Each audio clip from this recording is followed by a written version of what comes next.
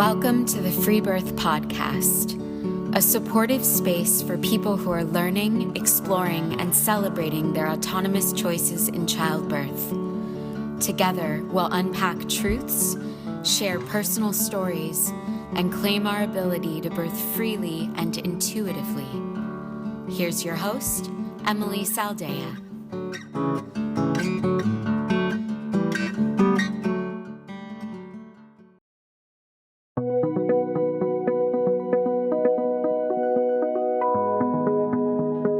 Are you craving a community of like-minded women? Do you feel like an outsider in your family or your community? Well, I may have the place for you. We have a Freebirth Society private online community that's full of radical and wild women just like you. If you resonate with the topics that we explore on this podcast and want to belong in a circle of women who support each other in the self-exploration of free birth and wild mothering, come join us.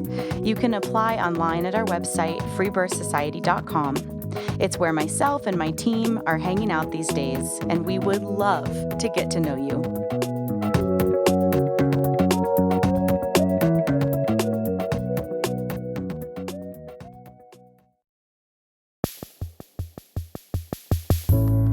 Over a decade ago, my friend Nancy attempted a home birth in Sweden that was unfortunately sabotaged by licensed midwives. This launches Nancy into healing, learning, and even becoming a birth worker. Finding herself with a new partner in a new country, Nancy describes the beautiful journey of consciously conceiving her son in Mexico and birthing him in total power and in freedom.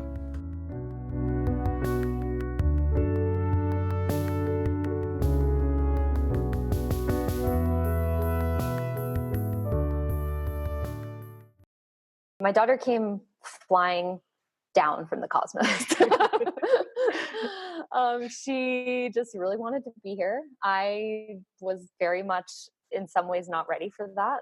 But I said a full yes.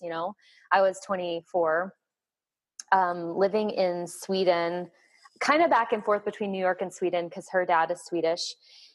Living like a super typical kind of New York City life of like waiting tables, being a nanny, going to school, having 3 roommates, Suddenly I'm pregnant and I'm like, okay, what are we going to do? So we decide to move to Sweden, and we move into this like tiny little cabin of my husband at the time. Well, we were actually not married yet, but it's this beautiful little cabin that actually his grandfather built. Tiny little thing, like tiny little town from New York City to the tiniest little town, like on the coast by a little forest in Sweden, knowing no one. And I'm 7 months pregnant. Whoa. Yeah. Super intense. And like, that's in February when it's like the darkest and coldest of the year. Wow. So that's kind of where it all began. And funny enough, I already had the inclination to free birth at that point in my life. I don't really know how this happened, but as soon as I became pregnant, I was like, okay, I have to do this naturally. And I didn't have anywhere like near the kind of knowledge that I have now, but I just had this knowing inside of me that it had to be natural. So I start like Googling natural birth, and Unassisted Birth by Laura Stanley came up, and I was like, what's this? And so we ordered that book. Aw. And, my ex-husband, he's super open, very on board with like whatever I thought was best. And so we both just like dive into that book, and we're like, this is going to be so great. And I think the mistake that I made was actually telling everyone about it, right? Bummer. And so I guess I should backtrack a tiny bit. So this was before I actually, but I also just want to pause and say, you didn't do anything wrong by telling people. The thing that's wrong is that people are fucking assholes, that don't trust you and that get involved in women's business. That's exactly the piece, which, okay, yes, of course it was a mistake to tell people because they're the wrong people to tell, but yeah. Right. It's not inherently wrong to tell people, right? It's a bummer that, of course, you were received properly. Exactly. So I was all like, yeah, we're going to do this thing like at home with just us. It's going to be great. And then it was like smash, smash, smash down, you know, like, no, that's bad idea. That's bad idea. And I was super vulnerable, like pregnant, sensitive, in a kind of somewhat unstable space of like moving between countries, you know, and I was just open and vulnerable. And so by the time I got to Sweden at 7 months pregnant, I started to have major doubts. And I was like, I don't think I can do this alone. I need to hire a midwife. And my ex-husband was like, you can do it. It's just like when you get on the stage and sing, because I actually was in a little band at that point in my life. He's like, and you're always nervous, but you always do it. Like, he was just so cute and sweet, you know? And I was like, I don't know. I think I need another woman there, you know? And so that was before I even knew what a doula was, actually. And so I was just like, midwife, you know, I got to find a midwife. So the way it works in that part of Sweden is that basically home births are like non-existent. Like, nobody hardly ever does them. If they do, they get a midwife who normally works at the hospital, who happens to be like, quote, the most radical midwife in that hospital, who can come to your house. So it's basically like bringing the hospital into your home. Yeah. And we found a midwife who worked with another one in this area, and that's all we could find. And they'd been doing birth after birth after birth in the hospital, working day to day in the hospital setting. Everybody's not midwifery, by the way. Thank you. Because I was going to say, everybody has this view of Sweden of being like this super progressive place, which in so many ways it is. And I'm so grateful to Sweden in so many ways because of that. However, there's a lot of work to be done in the birth department. Like, now I've worked as a doula there. Yeah, exactly. So true. But they have this thing of like, oh, it's a midwife led thing. But I'm like, no, it's like, they're more like nurses, you know? They are nurses. Yeah, exactly. Yeah. Well, they call them midwives there. No, I know, but they're CNMs, right? Yeah, they're nurse midwives, which is not what we think of when we think of midwifery. Exactly. So I ended up hiring them, I think more than anything out of just fear and feeling really vulnerable. I had spent like a month at my parents' place when I was 6 months pregnant and saying I was going to do a home birth. I didn't even say that I was going to do an unassisted birth. And they were like, you know, like just every day being like, it's so dangerous. It's so dangerous. It's so dangerous. Yeah, it really deeply affected me. And so I feel like by the time I was hiring them, I was like already just, I don't know, I had given over part of my power. You know, I can see that really clearly now looking back. So I hire them. They're like, oh, we're just going to sit here. We're not going to do anything. And I had all these questions for them, you know, and they were like, no, we're not going to do anything. You know, I was like, okay, this is going to be great. So I started off in my birth pool, laboring. It was a beautiful spring day. It was so cool because the plants literally had just like burst out from underneath the ground. I go on a walk in my labor and like see this family of deer in the forest. Like, there were so many magical parts of it. But the midwives were really odd. They were kind of sitting on my couch, just staring at me. And like, looking back, I'm like, why did I call them so early? You know, I know all this now, but whatever. And I was having contractions that were just very pleasurable. I had worked with. You called them because it's nice to have women and it's nice to be supported. You didn't know they were going to weirdly just stare at you. Right. There's nothing wrong. In fact, it makes complete sense that women want women around. It's just so freaking hard to find. Yeah, exactly. Intuitive, you know, great support. Yeah, exactly. So yeah, we're in this tiny cabin, like the birth pool takes up like almost the whole living room. And I'm laboring in there. I had worked a little bit with hypnosis. And so I was just like riding the waves, you know, and actually I was feeling pretty good. I didn't have any pain. And I think that was really perplexing to them. And they were like, are you feeling anything? Are you feeling anything? Like, is anything? And I'm like, yeah. And so it kind of slowly over time, they just kept putting me more in my head, more in my head. Right. And then like everything sort of progressed really well until suddenly I had this feeling that my body was really being taken over by this force. And for me, it was a deeply spiritual experience. It started to get extremely psychedelic as well. Like I was looking at the paintings on my wall and they were literally melting. And I was like, whoa, nobody told me about this, you know? And I'm looking over at my partner and I'm like, and I said the classic thing, right? Like, I can't do this anymore. And he said the most beautiful words, like, you can. The only thing you have to do is be present in this moment right now. Just this one moment, you know? And I was like, okay. And I feel like if I could have just gotten in that zone with him, everything would have ended smoothly.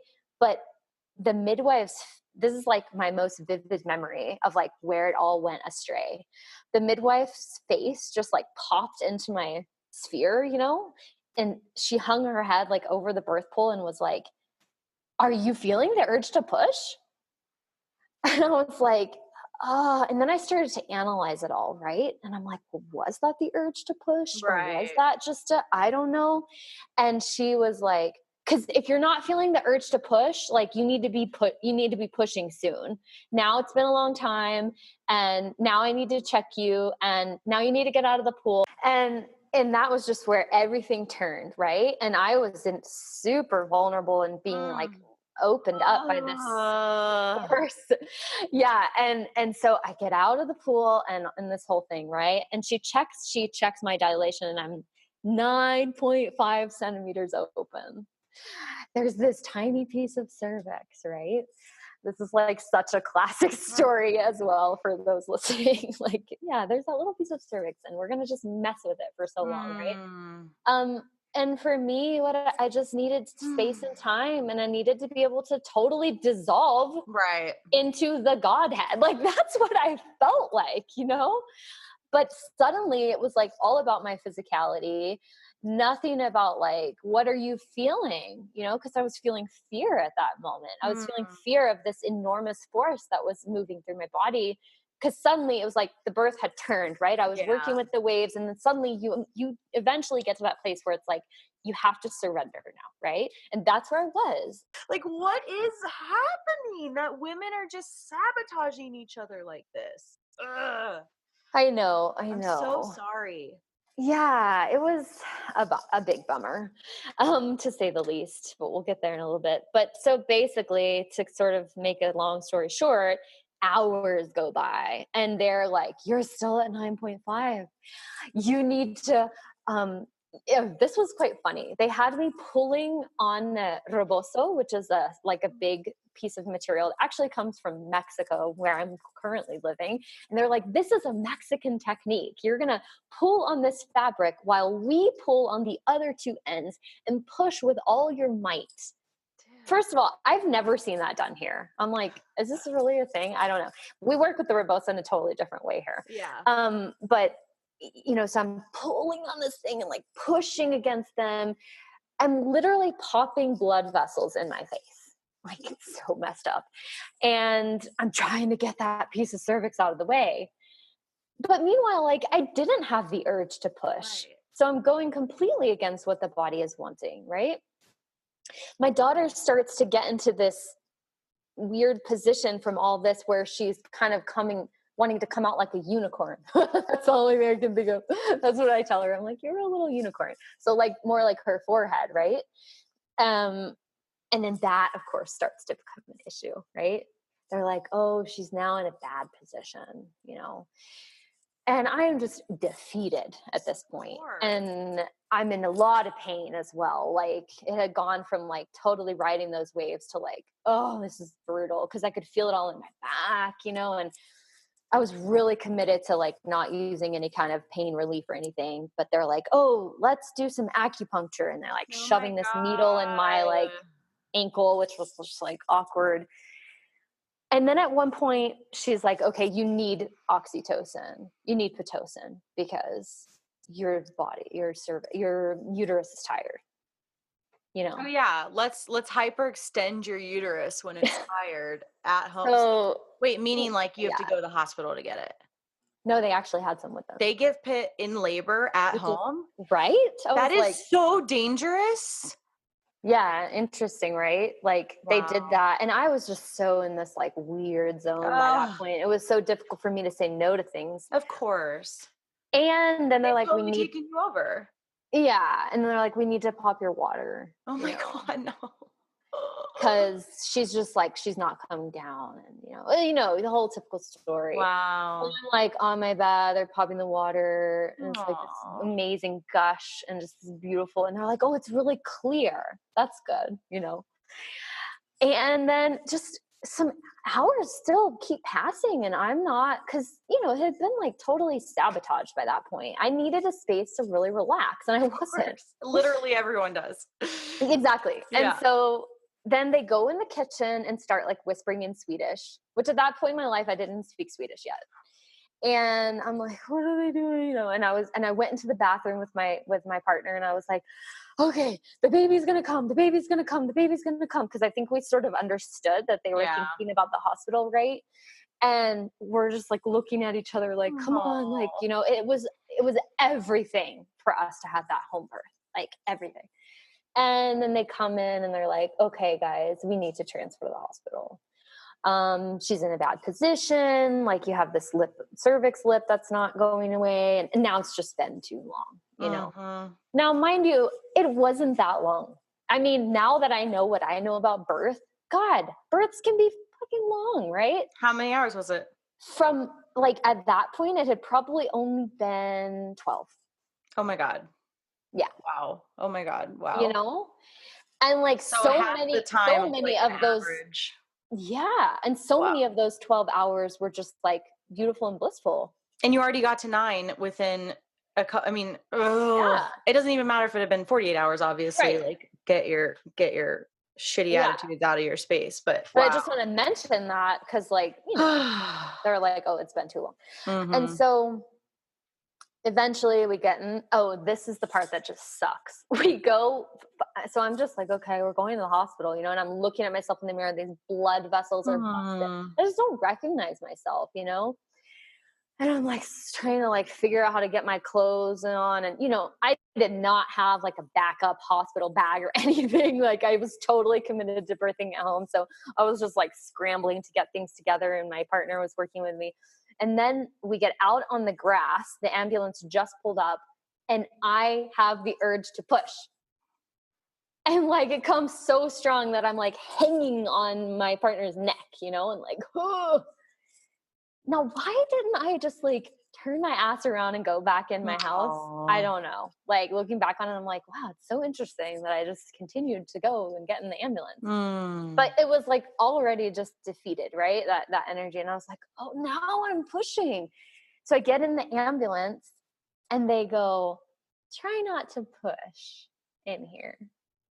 I'm like, are you kidding me? Like, we've been waiting all this time for me to finally be pushing. And now I'm told not to push.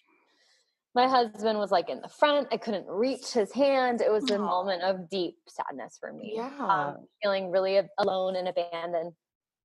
So I ride to the hospital, get out, and I'm like, you guys, the baby's head is in my pants. Like, that's how it felt, And they kind of like pat me on the back, like, yeah, I don't think so. That kind of like, no, not quite. I get in there and I like rip off my clothes, and they had a birthing stool, and I sat on that, and they're like, oh, like, you're crowning, she's right here. And I'm like, yeah, and that's what I was trying to tell you. They shove more Pitocin in me without asking. Then they're like, oh, you're getting a bit swollen. Like, you need to move to the bed to push. Yeah. So I'm like on the bed, but like laying on my side with my leg up. And then they're like, okay, we're going to cut you now. Like, do an episiotomy, right? Without asking. Not like, can we? And so I'm like, I don't know how, Emily, but I had the something to say no.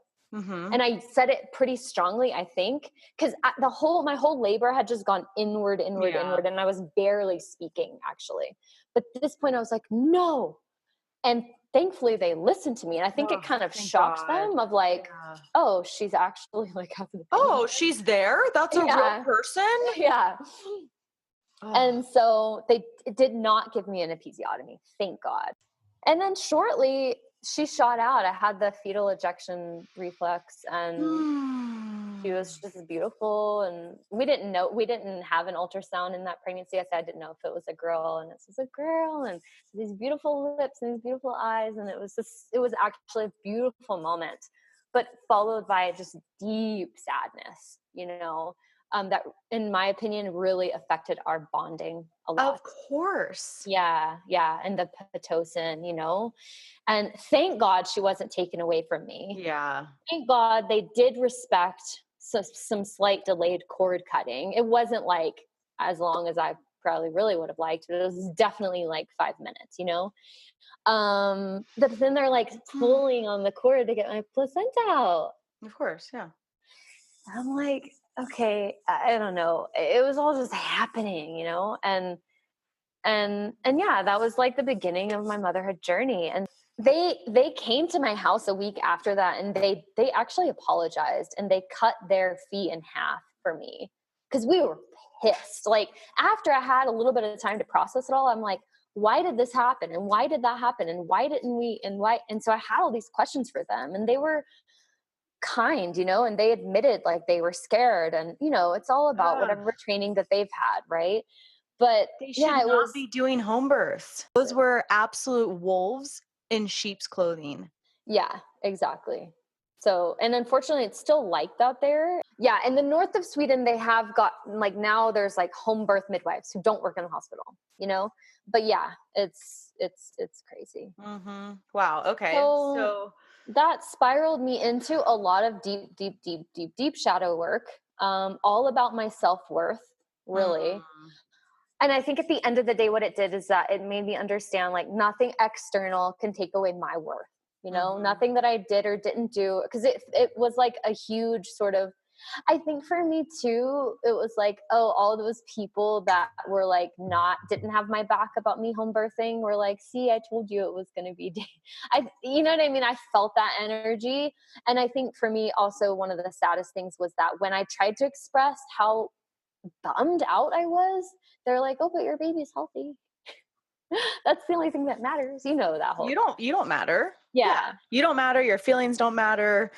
You have a live baby. And also, who's to say healthy? Like, this concept of your baby's healthy is so, obviously it's silencing, but it's also not necessarily correct. Like, what is healthy?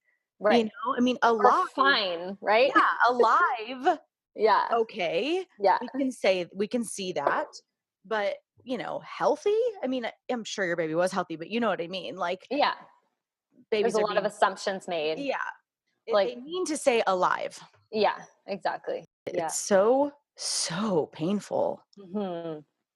It really was incredibly, deeply painful. I processed her birth for a solid 2 years, I would say. I'm sure. Of grief, And it ultimately led me to study birth and to become a doula. And I think becoming a doula really helped heal part of me.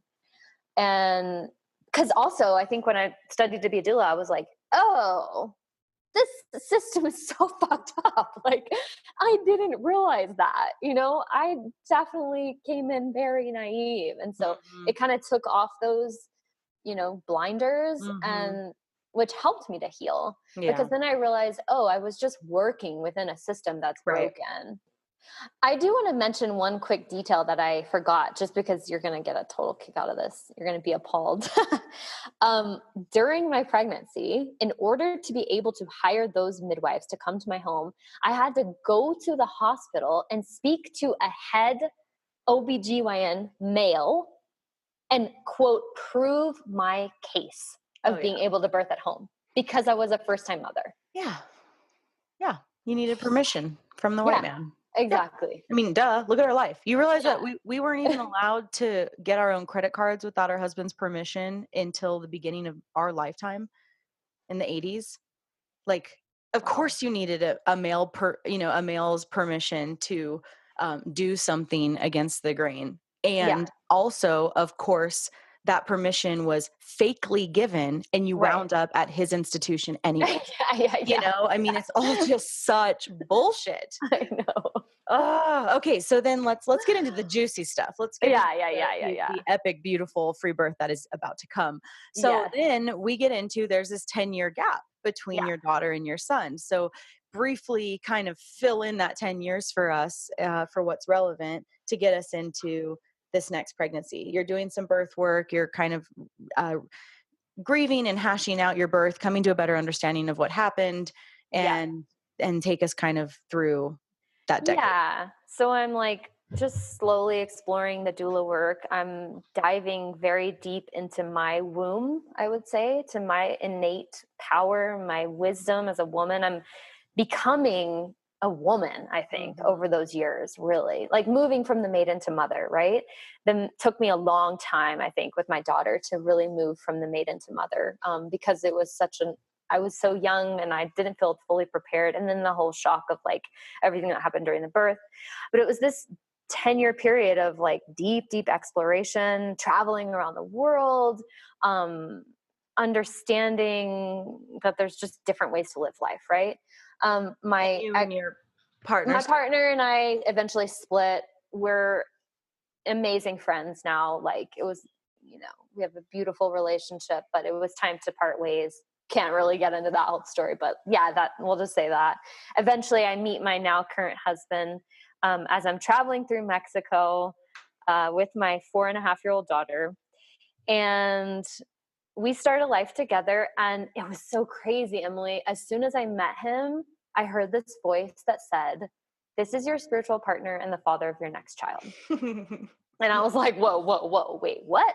Because I actually didn't feel ready for that yet. I was just like, okay, I'm loving life at that point and just being really free and backpacking and, finally really like, I think feeling like the strong woman that I am, And so I was a little bit like, oh, really? Am I going to get in a relationship with this guy? But it was just, the guidance was so crystal clear. And then shortly after that, I think he began to realize like, okay, I'm supposed to be with this woman too. But he tells me very clearly and very seriously one night, just so you know, I'm never having kids. You're like, great, never come inside me. That's how that will happen. Yeah, right. And I'm like, okay, babe, sure, that's fine. And I tried to believe him, but I had this, those oracle card decks that you can like consult when you're wanting a question. I had this one that was made of fairies that my daughter and I would share. And I'm like, okay, what's up with this guy? And so I pull a card and I get the card son, S-O-N. Whoa. Little boy. This card means that you're going to have a little boy, or that someone is, or something. It was about a little boy, right? And I'm like, what? Card doesn't make any sense for this guy. What was that about? Okay, shuffle, like redo, same card. I'm like, okay, this is weird. I'm just gonna let this go for a while. And then like 2 weeks after, I'm like, I'm gonna just ask that card deck again, because I got that same card. I got the same damn card. Wow. So I'm like, wow, it's so clear that there's this baby boy like hovering around me. And that's when my spirit baby began to make himself known to me. And I just knew, like, in the bottom of my heart, one day this guy is going to be the father of this boy. And he just doesn't know it yet. And I'm going to be okay with him not wanting kids, Like, I never wanted to pressure him. Frankly, I wasn't like, oh, I have to have another kid either. I just felt that boy's energy after some time hovering over me. And it was just this beautiful spirit, So the years go on. And then like, I start to kind of talk about this spirit baby. I'm like, okay, so there's this baby who wants in, and my partner was like beginning to slowly kind of open up to the idea of potentially being a dad. I mean, he had already become an amazing stepfather to my daughter. I was just gonna say that, yeah, like amazing too, not just like, oh, distant kind of a dad. No, but like loving it, just loving, super involved, and just I'm like, you're a dad, And then it was a while, like he had to really work through some major fears around becoming a father. And, then eventually we were like, okay, let's open the portal. I had this really powerful experience during a ceremony where the Virgin of Conception came to me. And no big deal. no big deal. Yeah. Like full on, just super clear. She's Cool. here with me. She takes out a star from her chest. She opens up her chest, takes out a star, places it inside of my womb. Whoa.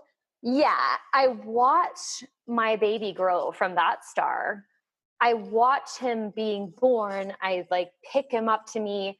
I watch him change through all his phases. His eyes stay the same, but go from a baby to a man, right? And I'm just like, holy shit, this was so powerful. And after that meditation and that ceremony, I asked my husband, so like, did you have any intention for the day? And he said, yeah, my intention was to make contact with our baby. And I was like, well, I received him. Like, and that for me was my spiritual conception of my child. Totally. And so then it was like, okay, it's on. Like, when is he coming down physically, right? And still my husband, he's like, oh, not quite yet, not quite yet, not quite yet, right? And I'm just like getting more and more fertile, and like my womb is just like aching, you know? It's just crazy feeling, right? When you have that deep connection. At one point I was like sitting at my table doing something very mundane. Like I was not in a meditation or anything. I was writing something for work maybe. And I get like blasted with this crazy energy, and it was my son again. And then he tells me his name. My name's Elijah. Like, here's what it means. It basically, you break it down. It means, my God is, I am. Like, it's all about this I am presence. I start channeling this written piece from him, and it's all about this divine I am. And I'm like, Brandon, like, he came to me again. Like, it's time, you know? And I was so just ready. Finally, we start to try to conceive. And I was so sure that this baby was going to come on that first time, right? And he didn't. And I was devastated. I was like, what the hell? Like, I've been talking to you for years, you know? And so then it starts this whole other process of deep surrender. Conscious conception is crazy, you know? It's like, it really it tests you as well, because you have to let go. Like, once you open that portal, you're just like, conscious conception doesn't mean, oh, I'm going to be pregnant now. Yeah, exactly. It means, oh, fuck, I'm not pregnant yet, and I want to be, and so here's the work. Exactly. Yeah. So for those of you out there who might be going through that process, like, I see you and I feel you, because there was some hard moments. How long? It was only 5 cycles. It's not that long, but there was a break in between because he had traveled, and so we were away from each other. So I would say the whole process was probably a year. And I worked with flower essences to really help me like ground into that and clear those emotions of like not being able to surrender. And that really, really helped me. So I just mentioned that as a little tip. And then eventually I was pregnant, and I knew it. I just knew it. Like, we had done a meditation, and I was like, I'm pregnant. And like, he was just like, what? And I'm like, yeah, no, I'm pregnant. And he's like, oh, I don't know. You know, he's like still kind of not ready. Right. And I'm like, I want to take a test. And I look back, I'm like, why did you have to take a test really? But I was just so damn excited. Like, I just felt like it's fun. Great. So I run to the store right next door and I take a test. I'm like, I knew it, you know, and that began our journey. We were on the coast of Mexico at that point, and then we moved to the mountains, the desert, 3 months after I became pregnant. So like just after my first trimester. And then I began to really think like, well, what do I want for this birth? And it was so weird, Emily. I don't know why, like, free birth wasn't like the first thing that I thought of. The only thing I could think of was how I would feel in my birth. And then I was like, okay, well, like, am I gonna like try to meet midwives around here? And then I was like, wait a second. Yeah. Wait, no. I totally don't have to hire a midwife. I don't know why it wasn't like immediate, especially given my past experience, especially given all like the experience as a doula. Definitely by far, hands down, the most peaceful birth I had ever been to was an accidental free birth. Breach nonetheless. You know what I mean? And so I'm like, duh, Nancy, like, you're not going to hire a midwife. I'm like, okay, so how's this going to go down? I had heard that it could be really crazy to try to free birth here. Yeah. And then try to get your baby's passport and all that stuff. So I was like, okay, I'm not up for a super stressful postpartum. I knew this time around too, I wanted to do some really beautiful traditional postpartum stuff of like staying in for the 40 days and just being really mindful. So I did not want to bring any extra stress of like trying to prove to somebody that this was my baby.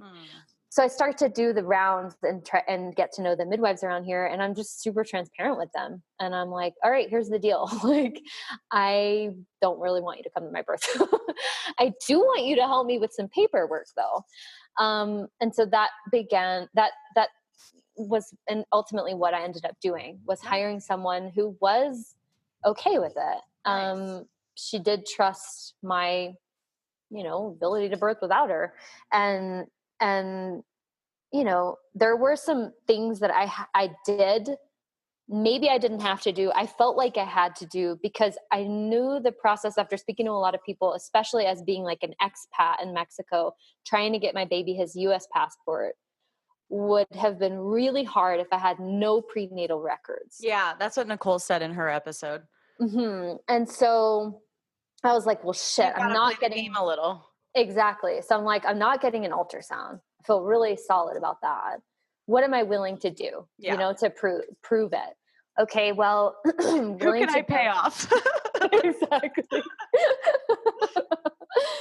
So I'm like, I'm willing to go to a couple of visits if they use the fetoscope and not the Doppler.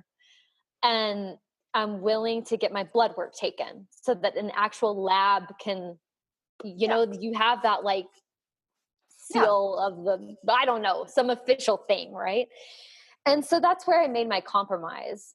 But I really did not like those visits. Of course. And actually, my midwife was super duper sweet, but I'm just like, why am I here? Like, this is not what I need. I needed emotional support and spiritual support. Like, physically speaking, I was taking care of myself by going to acupuncture a couple of times a week and by going to a chiropractor every once in a while and by getting a massage. Like, that is what felt like self-care and prenatal care for me. Going to the checkups was like, here's how much you weigh, here's your fundal height. Like, I don't know, it just it's the trade-off. Like, of course you didn't want to do it, but you were playing the game to get the thing you ultimately did want, which was an American passport. Exactly. And not having a headache. So you were doing what you needed to do to set yourself up, like you said, for more ease postpartum. So, I mean, I think that's relevant. Yeah, exactly. Or fair or whatever. So I continued like that in my pregnancy. And also something else I did was I actually made backup plans and I made peace with them. Maybe I didn't make peace with them. Okay, let me back up. I liked the idea of making peace. Yeah, exactly. No, totally. But what I felt like in my first birth, I never, ever, ever imagined that I would ever birth outside of my home.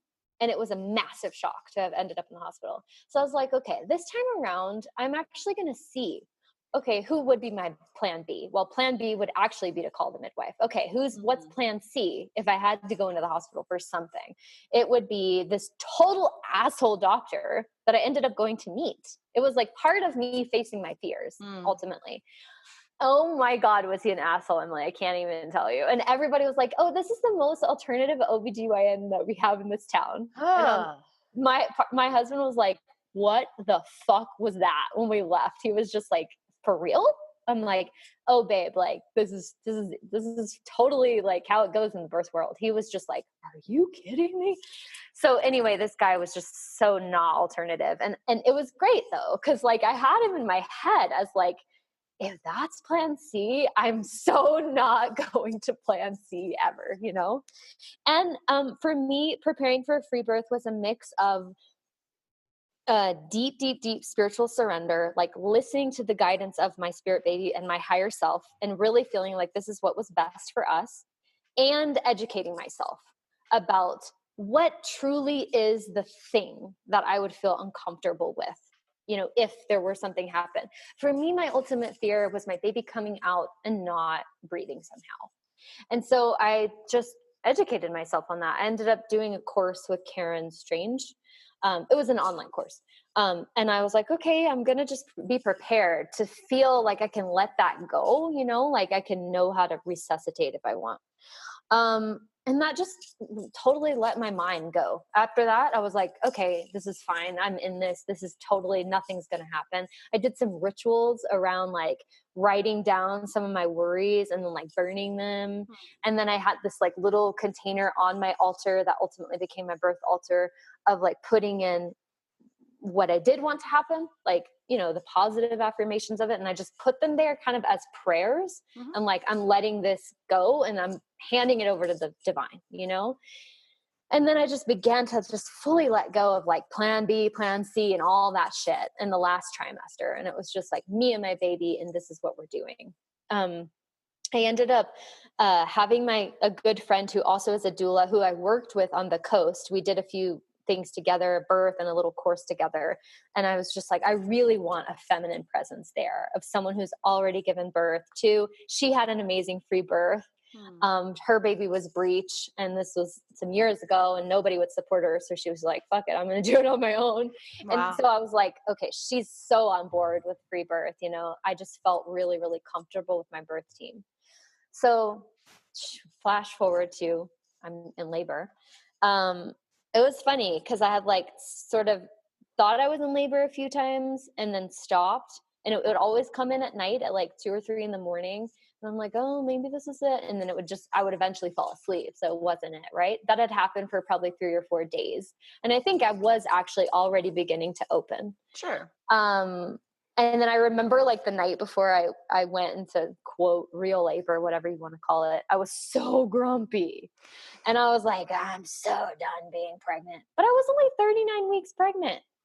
And I'm like, dude, Nancy, you can't, I mean, you're always telling other women to like relax even at 42 weeks.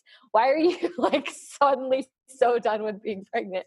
But I think it was actually because I was almost done. You were actually done being pregnant. Yeah. Yeah. And I somehow knew it. Right. And it's so common for women to get really cranky right before the process.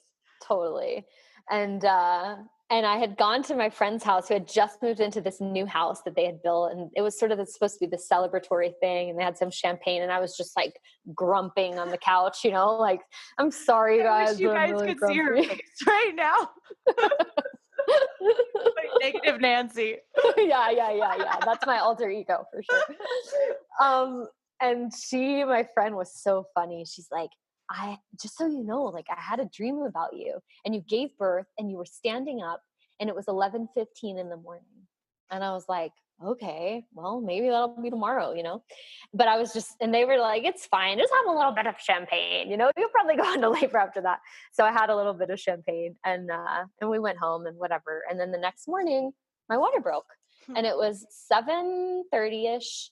And it was so cool because my water didn't break my last birth. It got broken. Right.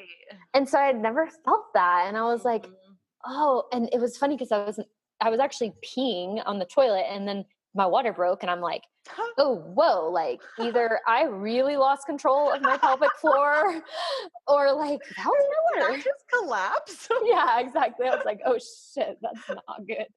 But then it became clear, like, no, that's not pee. And I turned to my daughter who was brushing her teeth, getting ready for bed. I'm like, I think my water just broke. And she's like, oh, and she was so adamant about being at the birth. She's like, if you don't take me out of school when you go into labor, like I'm never going to. So it broke the night before? In the morning. I'd woken up. So she's brushing your teeth, getting ready to go to school. Yes. Gotcha. Exactly. Okay. Yeah. And so, then she's like, well, what should I do? Should I still go to school? And I said, yeah, it can be like so long before I actually go into labor. You know?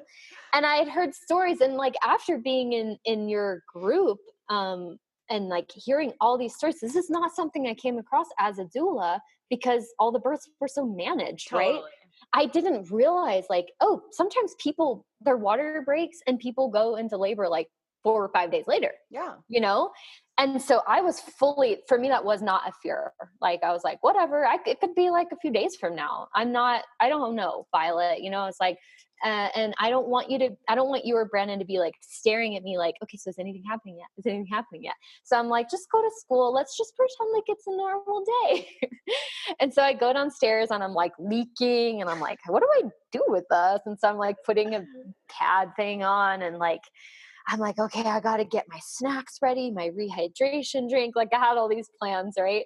I had this very particular incense that I wanted to light that was supposed to be like for a good birth that somebody had gifted me when I was in Brazil. That's sweet. And before they were like, I know you have a baby coming eventually. Like they just felt it and they're like, this is for you, you know? So there were these plans that I had.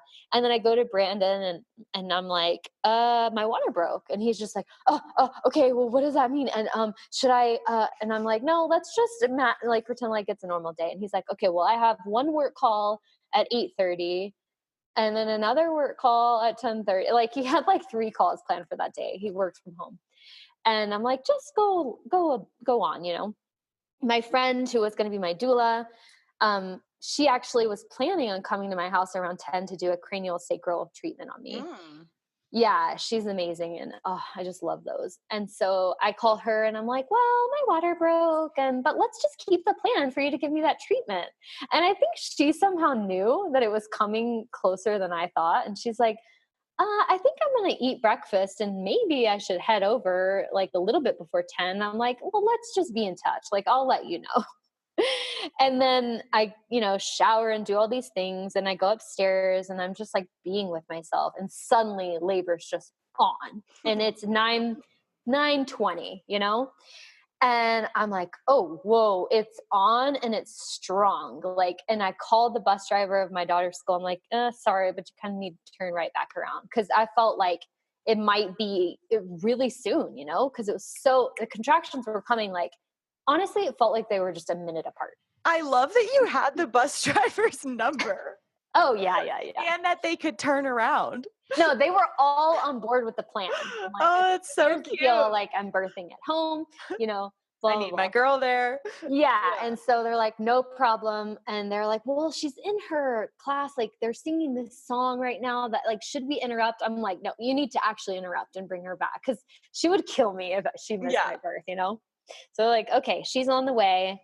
Aww. I run downstairs. My husband's in a call with like a coaching call with this guy. And I'm just like, wrap it up. Like I'm motioning to him, and he's like, okay. And he's trying to tell this dude, my wife's in labor, and the dude's just like, blah, blah, blah, blah, blah. And I'm just like, dude, wrap it up.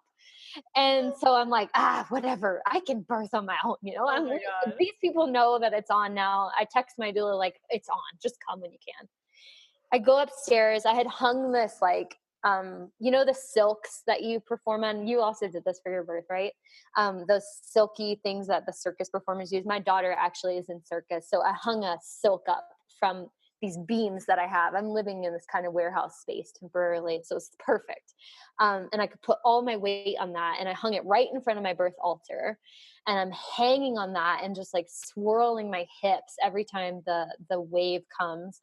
And I'm just crying, like, but this beautiful tears of like openness and joy and like sweetness of just feeling my newborn so close and like just kind of disbelief that I'm finally here after all these years of having this spirit baby with me, right? Oh, I felt the exact same way. Yeah. And I still don't even know if it's actually the boy, Elijah, right? Because I didn't do any ultrasounds, but I'm just having this feeling that it is him, right? And it was just a really beautiful moment. I had a birth playlist on that I just loved. I worked on it for a long time. It was like 10 hours of music. I was fully prepared to have a long birth, put it on repeat if I needed to. Well, that was not the case. My birth was extremely fast. But I'm working with it. I'm rolling my hips. I'm kind of using my sounds a lot as well. And then suddenly everybody comes into my space all at once. They all sort of arrive at the same time, which is probably around an hour and 15 minutes before the baby was actually born. And it was interesting because although I deeply love all 3 of those people and I am glad they were there, it did change the energy for me, And I was like, oh, okay, like people are looking at me, and I'm like, oh, weird. It was different because it almost like the sensations became a little bit painful after that instead of just pleasurable. And I had to work for a few contractions to open back up, to not let them be like disruptive. Yeah. And they weren't, I mean, they weren't doing anything. No, just the act of being Exactly. observed. It's just Exactly. real. And they do bring their own energy. It does change it. It's side note, when doulas and whatever women say that they attend free births and that they, don't change the space and that it's still a free birth, I'm like, you're so wrong. Yeah.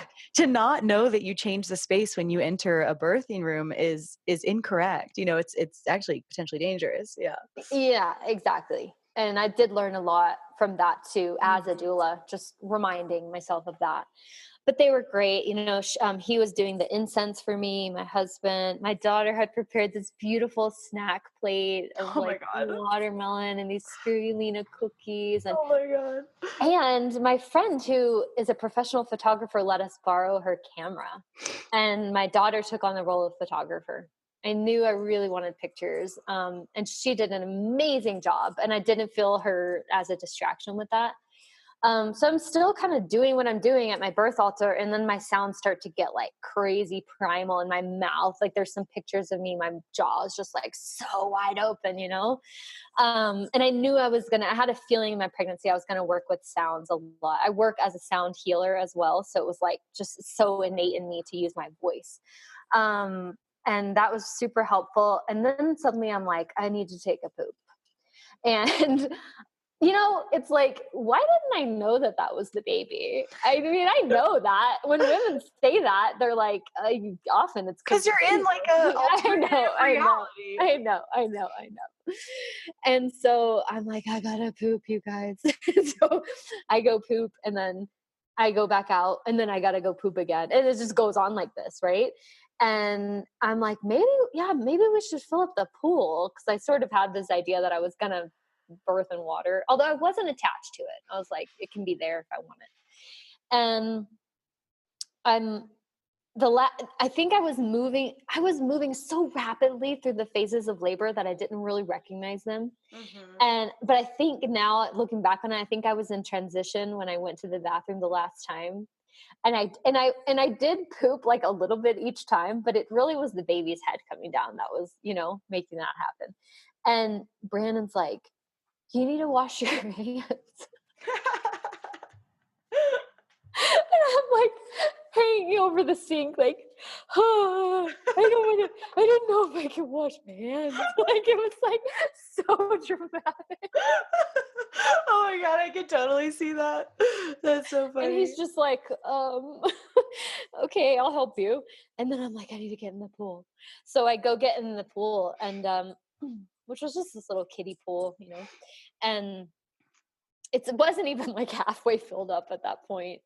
But I did have, the quote birth pause, where you're like already open, but you're not quite pushing. I think I had that for like 3 minutes, maybe. And so I'm laying on my side, because there's a little video of it, and they're pouring the water on my belly, and it just felt so good with a little glass. And that at that point, I was just like, peace, And then he starts to really come down, and man, was it so different than with my first. I feel like with Violet, it was like this slow pushing, and then the fetal, reflex, and there actually wasn't pain in the pushing for me with her. It was the most pleasurable part, really. But for him, holy crap, it felt like this freight train moving through me. And it really caught me off guard. I think it was the only time where I lost my center. And I just said out loud, like, what do I do? And my friend, my doula, was like, whatever you feel. And I was like, oh yeah, okay. And so like I stand up outside of the water, which is so funny.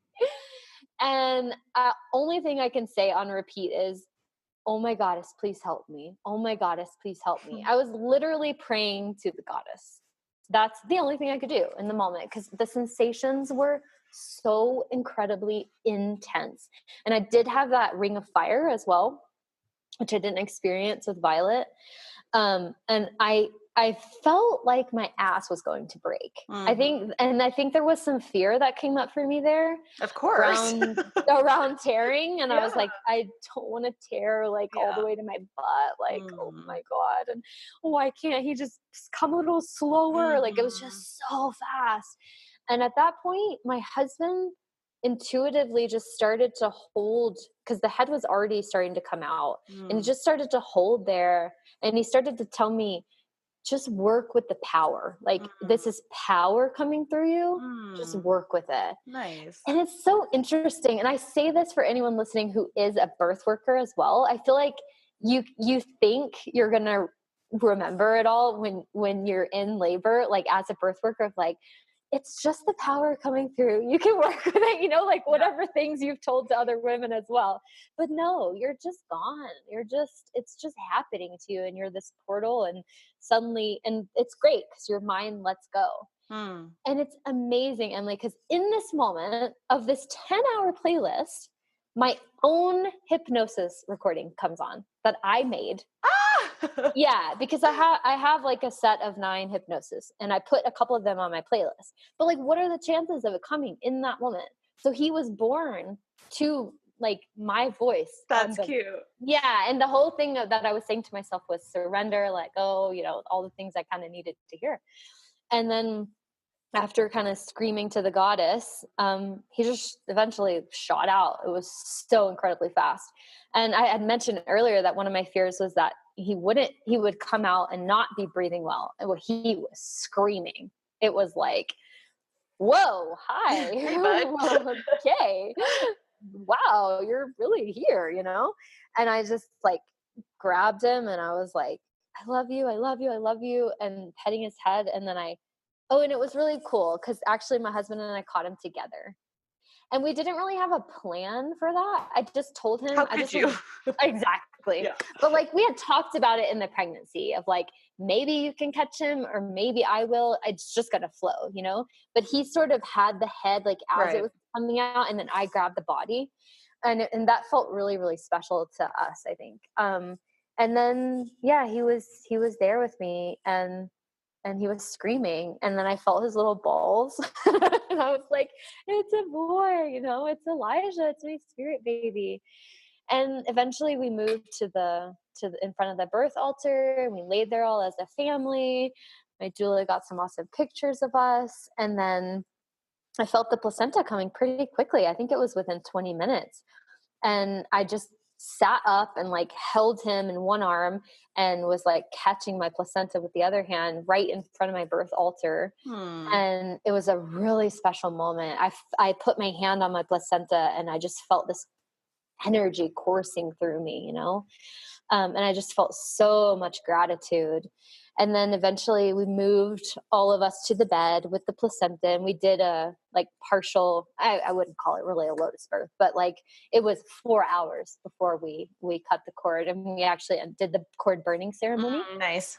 Which was super sweet. And we all took turns holding the candle underneath the cord, and that took probably about 20 minutes to separate. And that felt really good for us. I didn't feel drawn to doing like a full lotus birth. I really felt like the cord was like in the way, and it was like bothering the baby. Yeah, it was kind of sticky and cold, and yeah, I don't know. It just felt really, really perfect what we did. And that was, I guess you could say, the end of that birth story. And then I did the traditional 40-day postpartum cuarentena, we call it in Spanish. And was he born at 11:15? Okay, yeah, I mentioned that because he was born at 11:18. And I was standing up. That's awesome. And at one point I remember during this, maybe was also close to like transition period. I remember looking at the clock and it was 11, and I was like, okay, if my friend is right. Yeah, I got 15 more minutes. Yeah, I kind of hope she's right. Because like, even though it was going so fast, it was getting intense, So yeah, that was it. I had a super sweet like 40-day postpartum And did you do the closing of the bones? I did. And actually, one of the reasons I really wanted my friend and my doula there is because she has an incredible knowledge of traditional postpartum things that they do here in Mexico. And she just has a really beautiful energy. And so she did that with me. She did a closing of the bones. And Multiple times or just once? it was only once, actually. And I'm thinking of having another one. Yeah. I feel like there's like these phases, right? Exactly. I learned from Naioli, who is like kind of famous for teaching this, I guess. Mm-hmm, And she lives in mm-hmm. Brazil now, but she's from Mexico.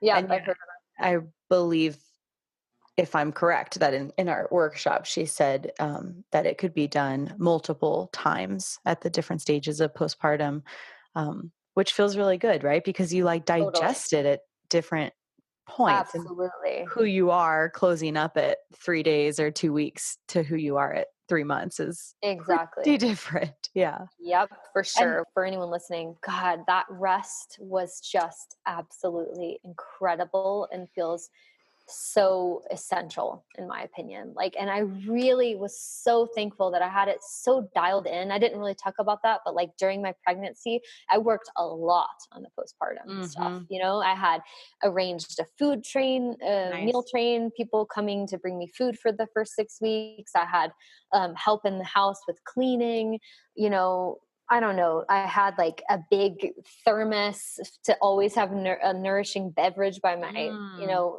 table, like just super simple things like that. That felt incredibly empowering for me to prepare all of that for Yeah. myself. It was also one of those things where it's like, okay, birth is birth and it's totally unpredictable, but postpartum in some ways is unpredictable too, but like I can really plan for what I want and how I Right. want it to There's go, some you things we know? can do. Yeah. Yeah. And that felt really powerful to me, Yeah. and important. And I'm incredibly grateful that I did that because 6 months postpartum now, I really have a lot of energy considering I barely fucking sleep. Still, Yeah. but I'm amazed. And I really do think that it's because I took such good care of myself. I worked with my placenta too. I made all the things that you could make from your placenta, capsules and tinctures. I buried part of it. I did a homeopathy. I really like went the at length to, care for myself in that way. And I don't regret it at all. That's So beautiful. I guess I could share that. Yeah. Yeah, that's beautiful. Well, thank you. Yeah. Thank you. Pretty awesome. Yeah, really special story. And Thank then, you. for anyone listening, we're going to have Nancy back on another time to talk about postpartum in more depth, because you have quite the story. That being your own authority doesn't end with birth. Yeah. Yes. And that you had quite the journey of relearning that or learning it to a new level in the 6 Yeah. months that followed your son's birth. So that deserves its own episode because it's super important and very relatable. And we cover birth stories on this podcast. We don't cover postpartum journeys enough. Mm, And yours is really one I would like to record and share. So mm. more to come. Yeah. Awesome. Thank you, Thank you girlfriend. so much.